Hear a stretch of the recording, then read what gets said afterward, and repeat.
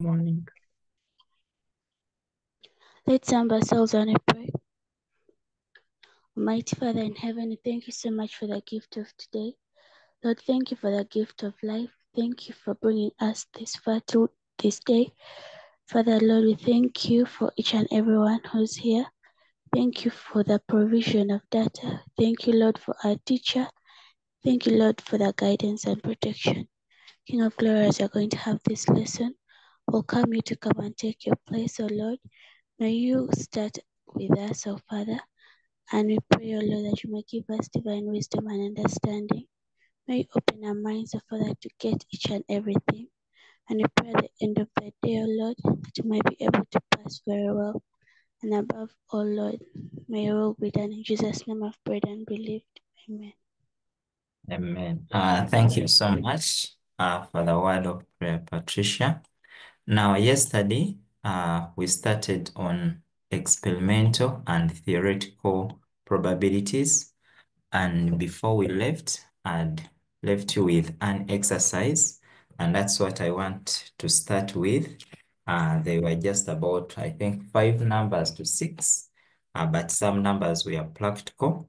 And those ones, we shall not do them. So I'm going to just give you the answers or the responses. Then you check through the work you did, and then you can mark yourself. So our first question was, a dentist has 400 male and female patients. So it means that when you combine the total number of what we have as the male and then the female, the total number of patients are 400. That range in age ranges from 10 old to 50 years old and up as shown in the table. What is the experimental probability that next patient will be female and in the age range of 22 to 39? Meaning that now you must observe the ranges that have been given. So this was our range from 10 to 21. Then this is 22 to 39 that they are interested in. But still in that range, you can notice that we have female and we have male. But since they are interested, the question is interested in finding the patients that are going to be female, then that means we shall only consider female in that age range. So you'll notice that these are the females in the age range of 22 to 39 that the doctor or the dentist will be able to see.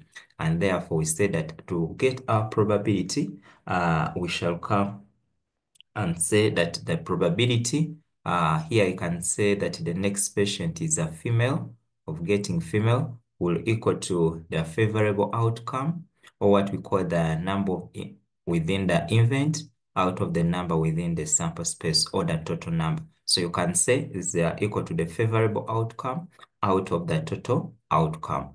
If you wish, that one can as well work. So here you can note that in our event, we shall have 50 and we shall divide it by 400. When you look at that probability can be reduced. So you can reduce it further, and then you can that is, you can cancel by 0, 0, cancel by 5, cancel by 5, 8. So you can write it as 1 out of 8. But like we said, that probability can be represented in different ways. So you can as well represent those who had who represented it as 0.125. It is also okay. Those who went on and represented as 12.5%, that one is also very fine. So that is the answer I expected you to have at that particular number. Then when it came to the second number, they told us that Nick conducted a test on 500 pairs of their sneakers. They found nothing wrong with 490 pairs. What is the probability that a pair of sneakers selected have nothing wrong? So we shall say that the probability of nothing wrong with the sneakers, nothing wrong with the sneakers will equal to the probability for the favorable outcomes. Okay, I can just say it will be favorable outcomes out of the total outcome.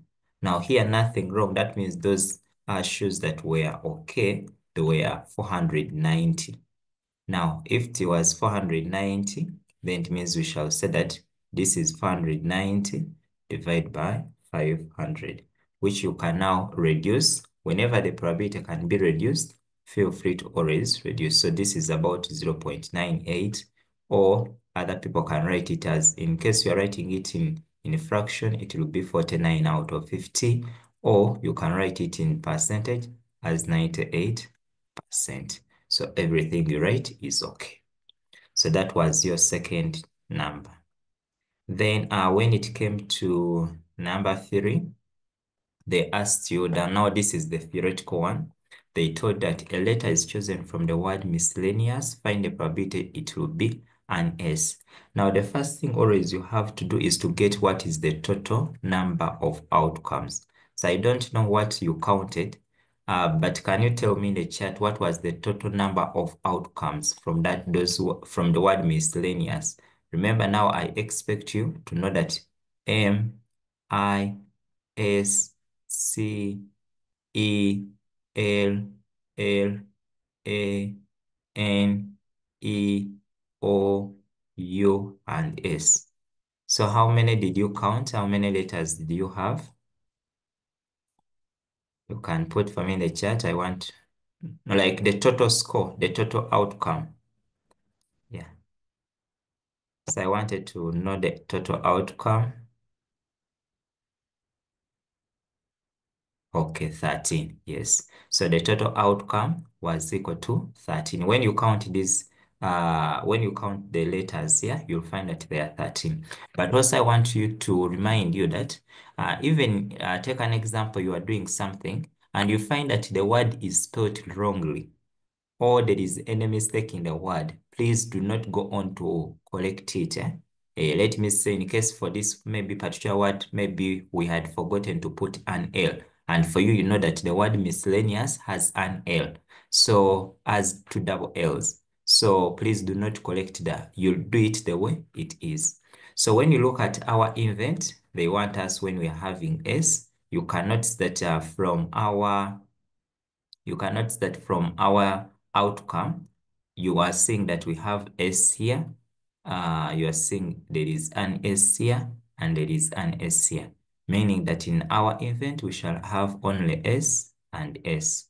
So the number of elements within the event, there are 2. So meaning that the probability of getting S will be N into E out of N into S. Because here we have said that the number of letters within the sample space is 13. So then you set 2 out of 13. Then for the second one, they were asking for the vowel. Now, when they ask for a vowel, you need to remember from, I think, is it primary? That a vowel, those are the letters that represent open sounds in English. And we know that the vowels, we have A, I, O, and then the W. So now that means that we expected you to come in this word of miscellaneous, and then you look out for A, E, O, W. So when you look at the vowels from our set here, you notice I have an I, I have an I have a E, I'm seeing an A, I'm seeing a E, I'm seeing O, and I'm seeing a U. So those are the ones that I'm able to see. Then I'm going to go on. Which one have I forgotten any? I've said I have this I. C is not. I'm seeing this E. I'm seeing this A. I'm seeing this E, O, and U. Members, are those the ones we have? You can look through. I don't know whether I'm forgetting any. Uh, Members, for you, how many do you have?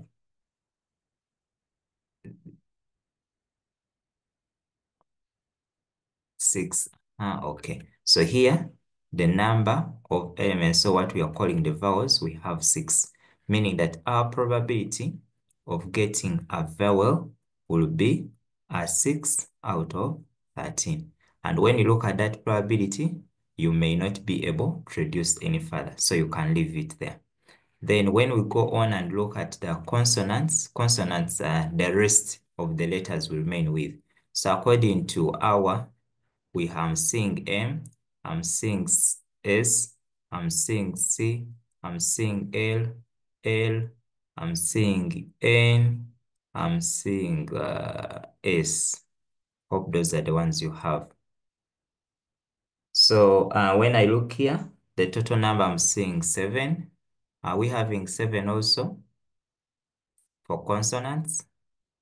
Did you get 7? Okay, Paul is saying here. So here I will say that the number of consonants is equal to 7. So our probability of getting consonants will be now 7 out of the total, which is 30. So that is how you had to do that particular number. So sometimes you'll find different words that can be given to you. So always you need to know what a consonant is, what a vowel is, such that you can be able to attempt the number. Then the last one, they told us that we had 2 dice and they were thrown together. Now, whenever we have the 2 dice and they are thrown together, and here our invent, they wanted us to find the product of the 2 scores on the dice. So remember I told you it can be a sum, it can be a division, it can be a difference, like that. So please always, now this is what we are going to have in our sample space. So in our sample space, we expect to have the product. Now, when you look at, I've showed you practically how it can happen, that this is the die and this is die. So there are 2 dice. And then this is the sample outcome you are going to get. But when you look at our question was interested in obtaining our product, meaning that product means multiplication. So you have to multiply 1 times 1, you end up with a 1. Then for the second one, 1 times 2, you end up with a 2. The next one is 1 times 3, you end up with a 3. The next one is 1 times 4, you get 4. The next one is you get 5. The next one you get 6. When you come here now, you notice that you have a 2, you're going to have a 4, you'll have a 6, you'll have 8, you'll have 10, you'll have 12. Here, the next one you'll have a 3, you'll have a 6, you'll have a 9, you'll have a 12, you'll have a 15, and you'll have a 18. Now you are noticing that the sample space that you are going to give for this such a number, we expect you to have 1, 2, 3, 4, 5, 6. For the product, not giving these ones because the question wanted the product. So I want you to look very well. Always when they give you such thing, you can look out for the pattern, because they told us now for the first one, they wanted when the score is 12. So when you look at it, you'll notice that that 12 may have some kind of pattern it is following, in case it is there. Then when I go to 4, here I'll have 4, I'll have 8, I'll have 12, I'll have 16, this will be 20, then I'll have my 24. When I go to the next one here, you're going to find me that I'll have my 5, I'll have my 10, I'll have the 15, I'll have that is 20, I'll have the 25, and I'll have the 30. Then the last one, I'll have my 6, I'll have the 12, I'll have, that is what, 18, I'll have the 24, then I'll have that is 6 times 5, that is 30. And then lastly, I'll have my 36. Now, you are going to notice that there is, since now the first one wanted us to find the product when it is 12. So you look out for everything that is giving you a 12. So when you look here, this is one of the pairs that is giving you 12, and 12 is here. Another one is here, 3 and 4. Another one is here, 4 and 3. Another one is here. Another one is where? There. So you notice that for me, I'm seeing 1, 2, 3, 4. The rest, what? How many are you seeing? How many are you seeing? Are you seeing 4 also? Me, I'm saying 4. How many are you saying, people? Whereby the product is 12. Okay. Also, you people are saying 4. Okay. Yes, Tessa. So I'm requesting you to repeat the explanation. I've not understood. Do you know how to generate the sample space when you have 2 dice?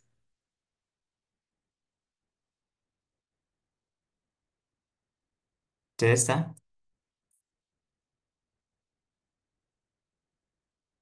Oh. No, sir. Oh, is this your first lesson? Oh, Yes. oh, okay, okay. I'm going to support you. Yes, sir. Now, in the invent here, we shall have our sample space. So like you have noticed there are 12. So you have the 12, the 12, the 12, and then the 12, those pairs. So you notice that the number of elements within the invent, we have 4 of them. So that means that our probability, when we come back here, for when you are getting 12, it will be 4 out of 30, 36. But for this one, since you can reduce, then you can reduce further and say this is 1 out of 9. Then when you look at the ones that give you a 4, still when you come back here, you look out for those that are going to give you a 4. So those which are giving you 4 when you multiply, this is one of the pairs. This is another one. Then I have another one here. So you are noticing that the pairs we have 1, 2, and 3. So meaning that now our probability is going to be 3 out of the 30, 36. So here probability that I'm going to be getting a product of 4 is going to be 3 out of 36, which you can reduce by 3 1 by 3 12. So it becomes 1 out of 12. So then you can leave your answer like that. Now, I'm going to advise Tessa, like we say that whenever you toss a dice has 6 faces. So this is 1, 2, 3, 4, 5, and 6. And since we have 2 fair dice, it means that this is like our first dice, and then the second dice can be here, where you have 1, 2, 3, 4, 5, and 6. So when you toss, you can either get a 1 and a 1, or you can get a 1 and a 2, or you can get a 1 and a 3, 1 4, 1 5, 1 6, like that. 2 1, 2 2, 2 3, 2 4, like that. But since we are interested in getting the product means multiplication. So you multiply the number that show up on the face. So if 1 and 1 show up, then you say 1 times 1, which is 1. In case 1 and 2 shows up, then you say 1 times 2, which will give you 2. In case 1 and a 3 shows up, then you say 1 times 3, which gives you 3. Because here, the single outcome they want us to obtain is the product. So that's how we reach at that point. So in practical way, this is how they will appear, assuming. But we say that this is theoretical probabilities. So when you go into experimental, you may find that the case is a bit different. But also, to be very safe, I'll ask you to